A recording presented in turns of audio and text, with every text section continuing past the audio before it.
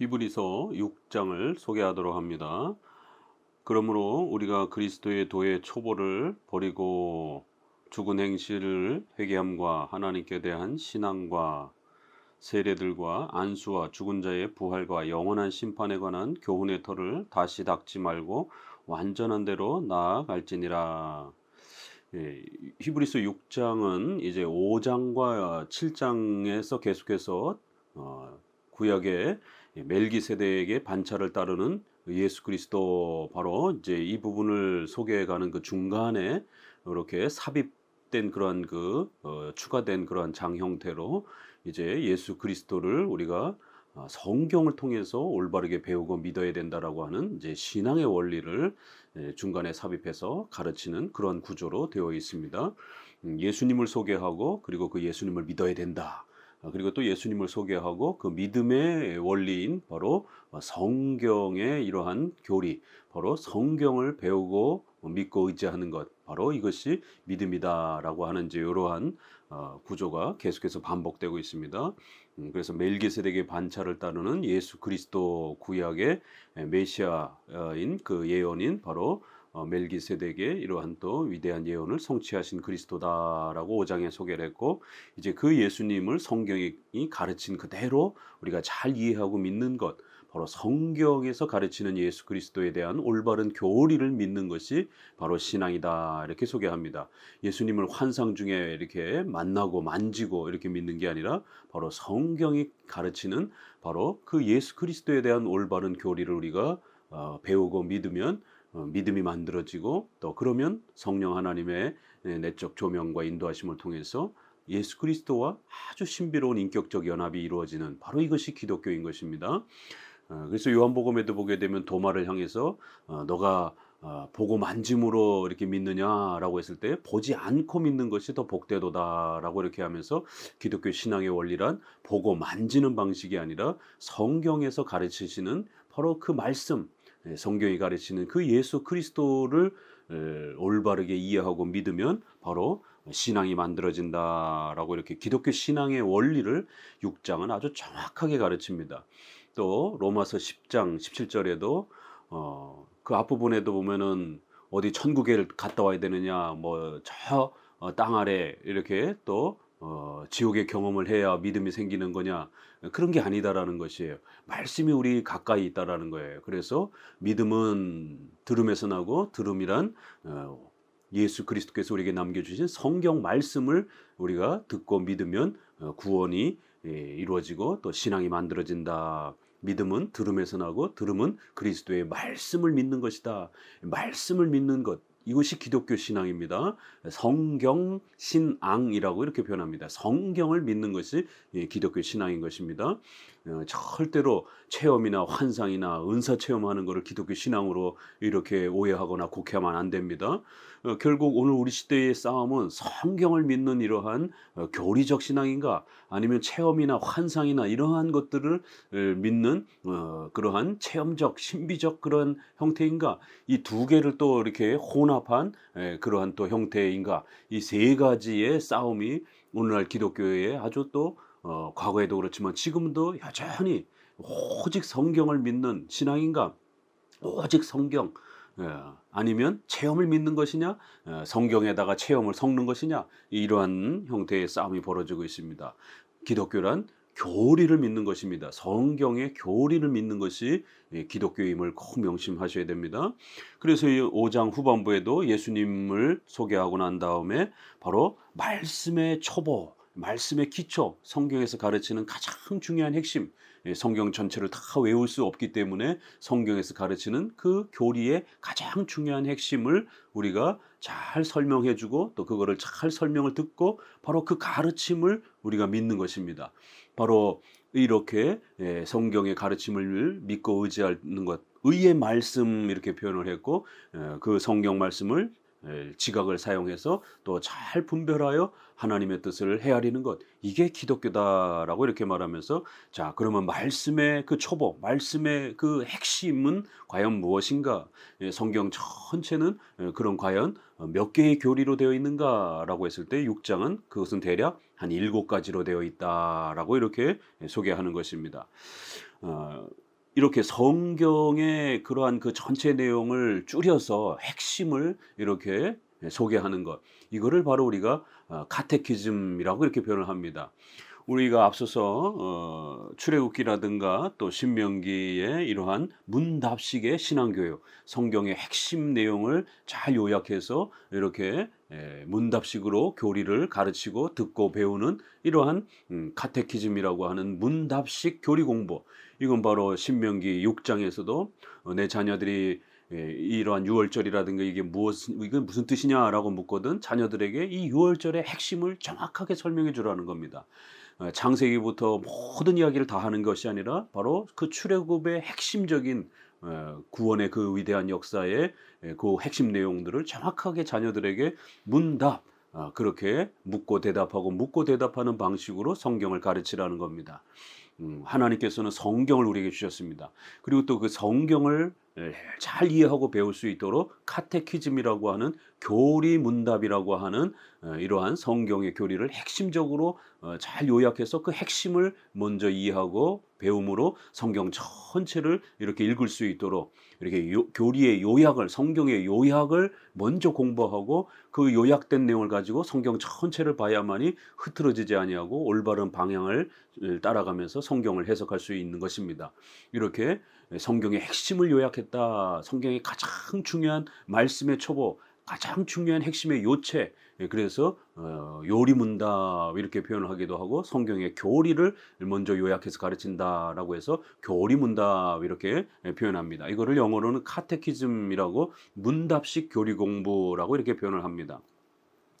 이건 이제 사도행전 1장에도 이렇게 차례대로 누가복음 1장에도 누가가 성경에 이러한 예수님의 생애를 내가 차례대로 너희에게 순서대로 써서 소개하고자 한다. 뒤죽박죽 막 전체를 한꺼번에 이렇게 소개하는 게 아니라 가장 중요한 핵심을 순서대로 이렇게 소개한다. 그래서 이렇게 카테케오라는 이런 부분들을 설명하기도 하고요. 또 5장 11절에 설명한다. 이렇게 성경의 핵심을 요약해서 설명한다. 순서대로 설명한다. 이런 카테케오. 그리고 그 성경의 순서의 핵심은 7가지 정도가 된다라고 이렇게 교리 문답 형태로 성경을 배우는 이러한 질서를 히브리서는 가르치고 있습니다. 성경은 이렇게 스스로 성경을 어떻게 배워야 되는지를 우리에게 가르치고 있는 겁니다. 요즘에 뭐 성경 배우는 수많은 방식들이 있습니다. 그거 다 결국에는 목회자 개인이 상상 속에서 만들어내는 그런 방법들입니다. 그렇지만 우리가 공교회적으로 종교개혁을 통해서 제네바 교리문답, 하이델베르그 교리문답, 소요리문답, 또 어거스틴의 또 이러한 교리문답 이런 형태, 이 지난 2000년 동안 성경을 카테키즘 형태로 핵심 교리 7개를 문답식으로 이렇게 가르치고 설명하는 방식으로 성경을 배우는 것, 이것이 성경을 배우는 가장 핵심적이고 유일한 방법인 것입니다. 이것은 사람이 만든 것이 아니라 하나님이 그렇게 스스로 우리에게 성경을 어떻게 하면 우리가 어려서부터 가장 잘 배울 수 있는가? 바로 하나님이 이렇게 가르쳐 준 겁니다. 성경의 핵심을 먼저 정확하게 설명을 통해서 이해하고 배우고 또 문답식으로 그렇게 가르쳐 주고 설명하고 배우고 이러한 성경의 문답식 요약 교리 공부 이건 하나님이 만들어 주신 것이 그래서 대략 한 7가지가 말씀의 도의 초보가 된다라고 이렇게 설명을 합니다. 그렇기 때문에 우리 장로교회는 바로 이러한 성경을 번역해 줬고 또 그 성경을 가르치기 위해서 교리문답, 요리문답을 그렇게 핵심적으로 요약해서 어려서부터 이 성경의 핵심 교리를 반복적으로 끊임없이 가르침으로 인해서 성도들이 어려서부터 성경을 정확하게 이해하고 배울 수 있도록 그렇게 도와줬던 것입니다. 오늘날은 교리를 싫어하는 그런 교회가 되었습니다. 교리문답 이러한 부분들을 외면하는 그러한 교회가 되었습니다. 그러다 보니까 성도들이 점점 더 성경을 모르는 이런 일이 벌어졌고 성경을 모르니까 신앙에 힘이 생기지 않는 이런 아주 빈약한 기독교가 되었습니다. 히브리서 6장을 따라 다시 한번 이 카테키즘 교리문답 공부를 회복해야 되고 그 교리문답 공부를 통해서 성경을 배우는 훈련을 해야 되는 것입니다. 그러므로 우리가 그리스도의 도의 초보를 이제 정확하게 알아야 된다. 성경에 가르치는 핵심의 기초 이러한 부분들을 먼저 우리가 잘 이해해야 된다. 그러한 도의 초보를 버리고, 그래서 요 번역은 조금 약간 좀 이렇게 에, 그 다른 번역보다 이 원문의 이러한 그 부분을 좀 더 살리지 못한 그런 아쉬움은 있습니다. 버린다, 기독교의 핵심을 버린다 이런 뜻이 아니라 그리스도의 도의 초보를 정확하게 구축하고 거기로부터 이런 표현입니다. 제거한다 이런 표현이 아니라 그러한 그리스도의 도의 초보를 구축하고 확립하고 거기로부터 우리가 완전한 대로 나아가야 된다 이런 뜻인 것입니다. 자, 그러면 그 핵심 교리의 토대는 과연 무엇인가? 대략 7개인데요. 요게 사도신경에 우리가 7개의 교리가 나오는 것이고, 또 조직신학에서도 우리가 7개의 교리, 성경론, 그다음에 성경에서 가르치는 하나님, 하나님을 앞에 우리가 인간이 죄인이라는 것, 그다음에 예수 그리스도, 예수님을 어떻게 믿어야 될까에 대한 구원론, 그다음에 교회론, 그리고 종말론, 이렇게 7가지입니다. 이거를 우리 사람이 구성한 것이 아니라 바로 히브리서 자체가 이런 7개 교리가 성경 핵심 교리다라는 것을 스스로 가르치고 있습니다. 그리스도에 대한 교리다. 이렇게 해서 그리스도 나오죠. 기독론. 죽은 행실을 회개함. 그래서 회개, 죽은 그러한 인간의 죄악된 행실, 인간의 본성, 죄론 나옵니다. 하나님께 대한 신앙, 회개와 신앙은 구원론에 해당이 되는 것입니다. 그 다음에 세례들, 안수, 이건 다 교회론에 해당이 되는 것입니다. 그 다음에 부활과 영원한 심판, 이런 부분들은 종말론에 이렇게 해당이 되는 것이고요. 그리고는 이제 신론에 이제 이러한 그 해당이 되는 것은 하나님께 대한 신앙 이렇게이기 때문에 하나님에 대한 그러한 또 내용, 그래서 신론. 그리고는 5장 앞부분에서 소개한 것처럼 이것은 바로 성경의 말씀에 대한 초보라는 것, 성경 안에 담겨 있는 내용이다라고 해서 성경론. 이렇게 해서 하나하나 우리가 잘 따져보게 되면 7개의 교리가 성경론부터 종말론까지가 이렇게 7개의 핵심 교리가 바로 말씀의 초보다 이렇게 나와 있고, 6장 1절에는 그리스도의 도의 초보이다 이렇게 표현해 있고, 또 교훈의 터다 이렇게 표현되어 있면서 이러한 교훈의 터를 다시 닦지 말고 이러한 그 기초 교리를 정확하게 구축하고 난 다음에 계속 이 기초에 머물지 말고 성경의 더 풍성한 가운데로 거기로부터 출발해서 계속해서 더 풍성함으로 나아가야 된다라고 이렇게 표현을 합니다. 이것이 바로 성경의 핵심이다라고 이렇게 설명을 하고 있습니다.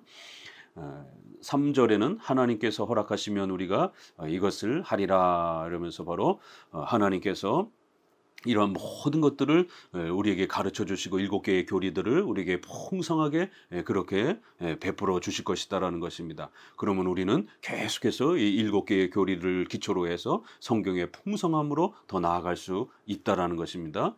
이렇게 하나님이 허락하시면, 그래서 이 모든 걸 깨닫는 것이 전부 다 하나님의 은혜로부터, 하나님이 허락하지 아니하면 우리가 이러한 귀한 교리들을 단 하나도 깨달을 수 없다라고 이렇게 거듭 강조합니다.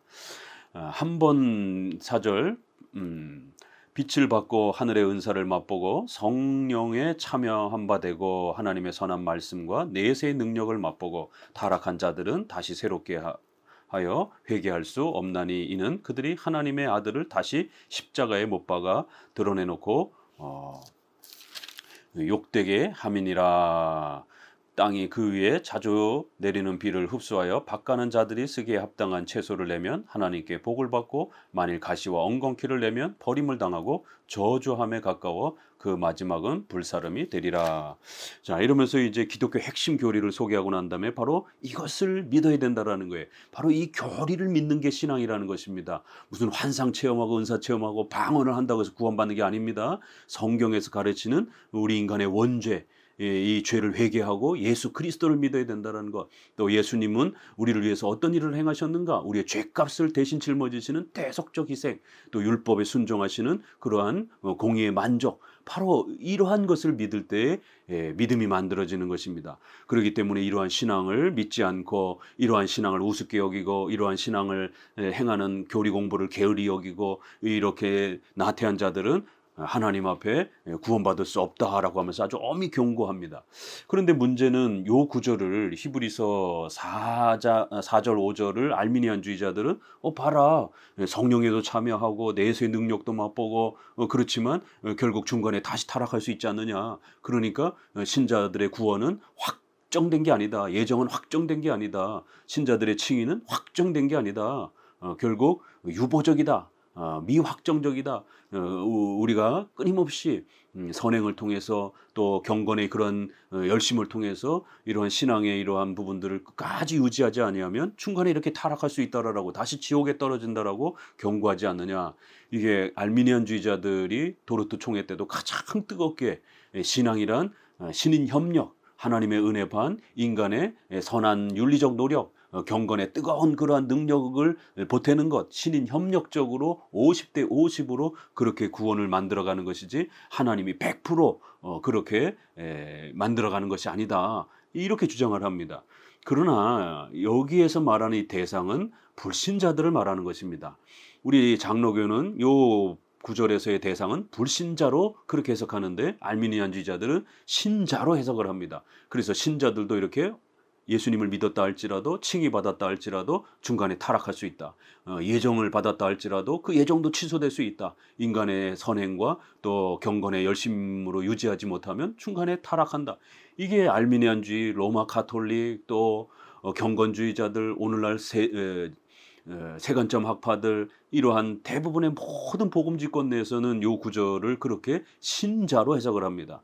그러나 우리 장로교에 있어서는 칼빈도 그렇고 종교개혁자들도 그렇고 유대교회의 바리새인들이라든가 이러한 그 유대교적 그러한 그 배경 아래에서 지금 히브리서는 유대인들의 그러한 그 잘못된 구약에 대한 이해, 구약을 잘못 곡해해서 이 땅에 오신 예수님을 부정하는 이러한 자들을 계속해서 지금 책망하고 배격하고 있었고, 그들에 대해서 변증하고 있었기 때문에 전체 흐름에서 책망하고 있는 대상들은 중간중간에 신자가 아니라 엄히 경고하는 대상들은 그렇게 유대주의에 빠져 있는 그러한 형태의 사람들이고, 더 나아가서는 또 변절자들, 배교자들, 이렇게 기독교 신앙을 하는 것 같지만 결국 참된 신자가 아닌 어정쩡하게 이렇게 기독교 신앙을 가지고 있는 것도 아니고 안 가지고 있는 것도 아니고 이렇게 어정쩡하게 있는, 그리고 중간에 또 배교한 이러한 자들을 대상으로 엄히 경고하는 것으로 해석합니다.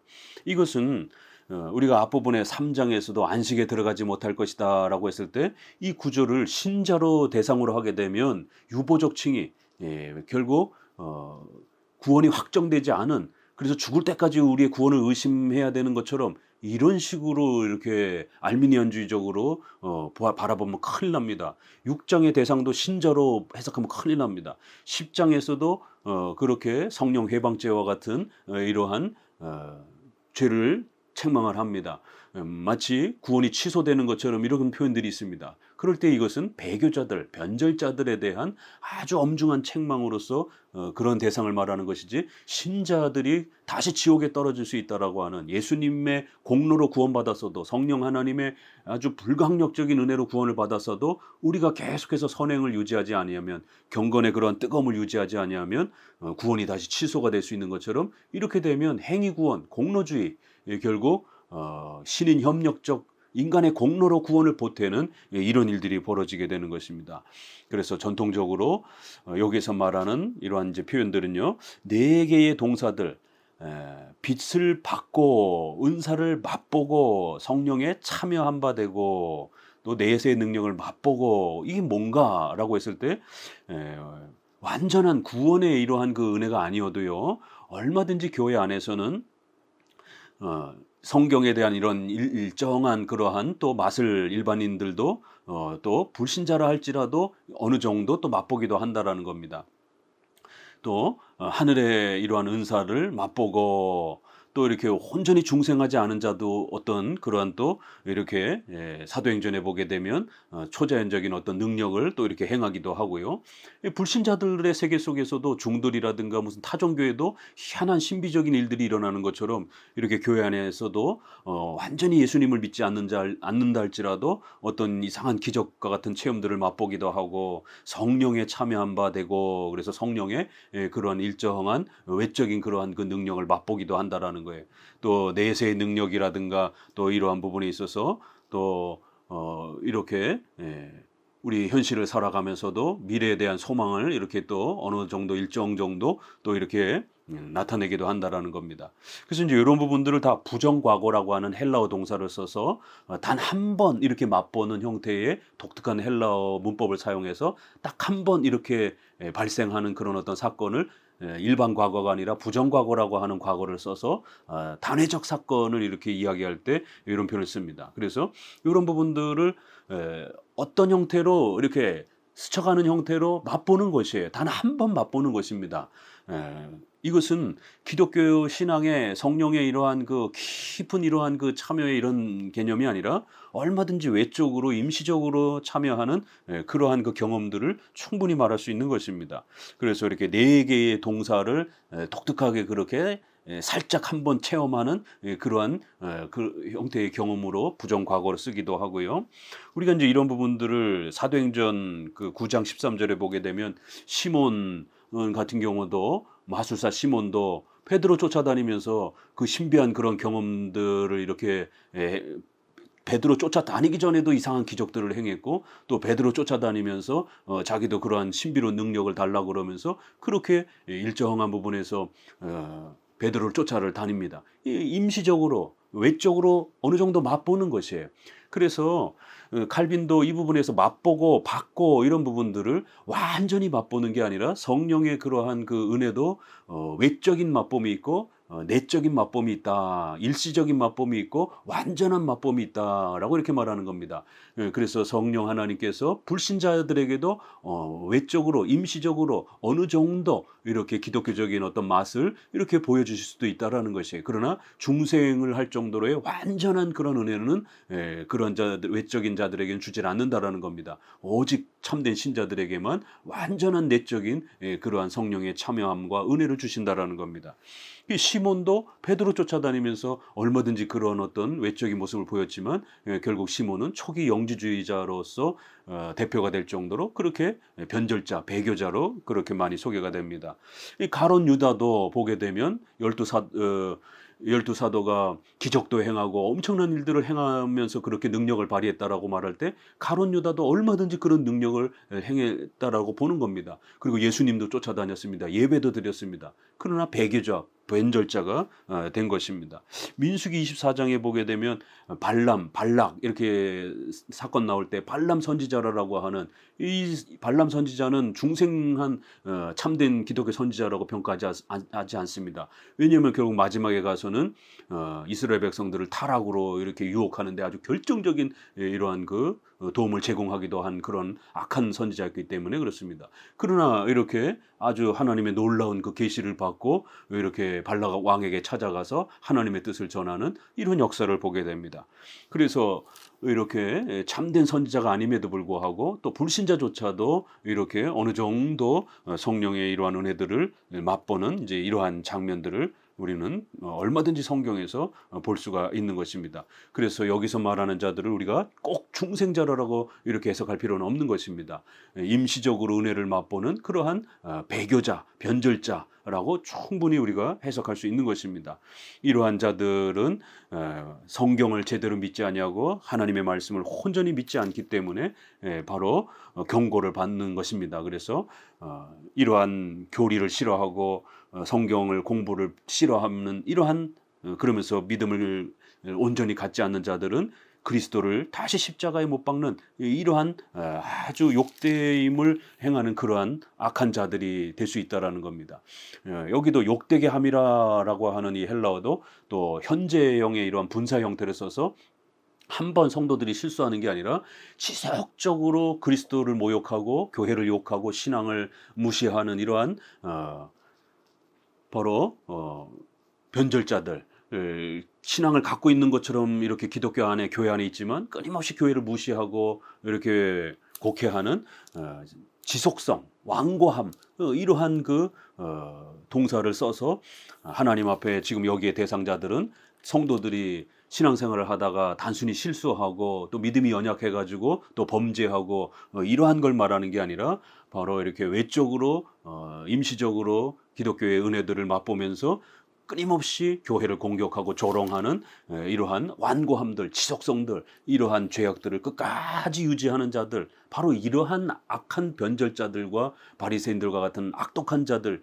믿음을 외면하는 이러한 자들을 향해서 예수 그리스도를 다시 십자가에 못 박는 이런 악한 죄악을 범하는 자들이다라고 하면서 엄중한 그러한 경고로서 신앙을 부정하고 외면하는 이러한 자들은 어떤 벌을 받을 것인지에 대해서 아주 무섭게 경고하고 있는 것입니다.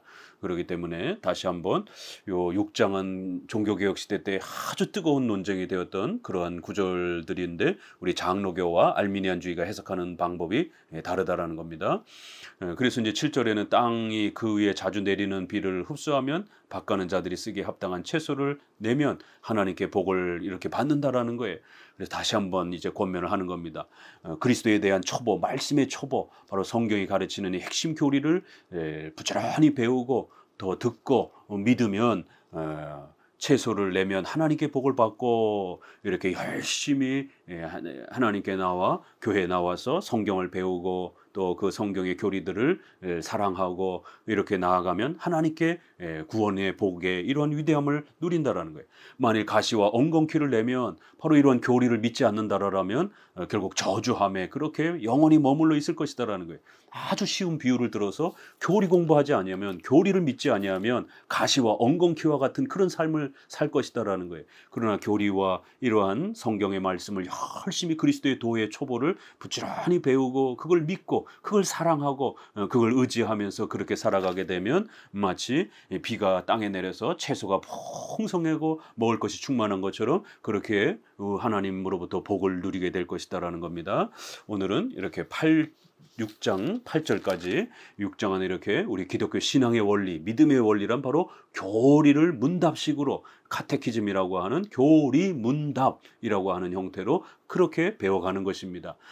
이러한 우리 기독교 신앙의 질서들을 잘 지켜서 우리의 신앙을 만들어가야 하고 또 그러한 신앙이 더 성장하도록 그렇게 노력하셔야 됩니다.